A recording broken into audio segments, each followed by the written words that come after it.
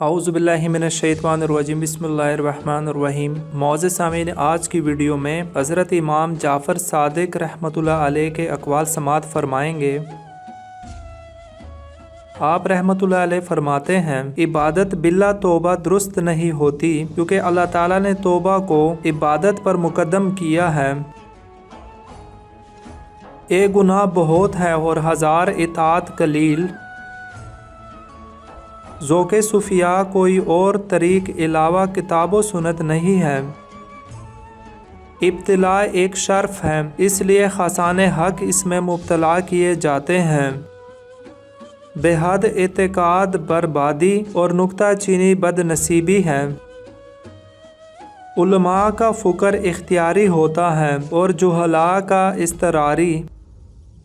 آدمی کی نیک بختی یہ بھی ہے کہ اس کا دشمن عقل مند ہے۔ متکبر اطاعت کرنے والا عاصی ہے اور عاصی عذر کے سبب اطاعت کرنے والا ہے۔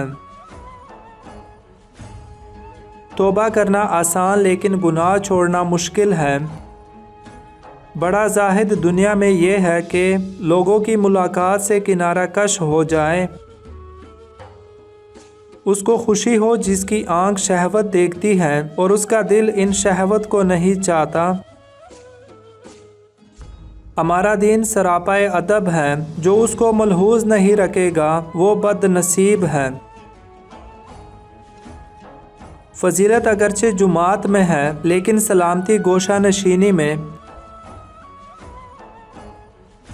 زیادہ شکم سیری اور فاقہ کشی دونوں معنی عبادت ہیں۔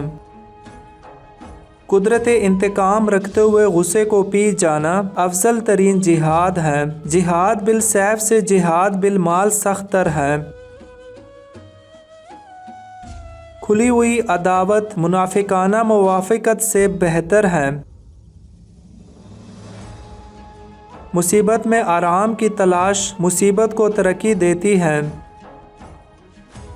حقیقی تقویٰ یہ ہے کہ جو کچھ تیرے دل کے اندر ہے، اگر تو اس کو کھلے ہوئے طباق میں رکھ دے اور اس کو لے کر بازار کا گشت لگائے تو اس میں ایک چیز بھی ایسی نہ ہو جس کو اس طرح اشکارا کرنے میں تجھے شرم آئے یا کوئی اس پر حرف گیری، نکتہ چینی یا انگشت نمائی کر سکے۔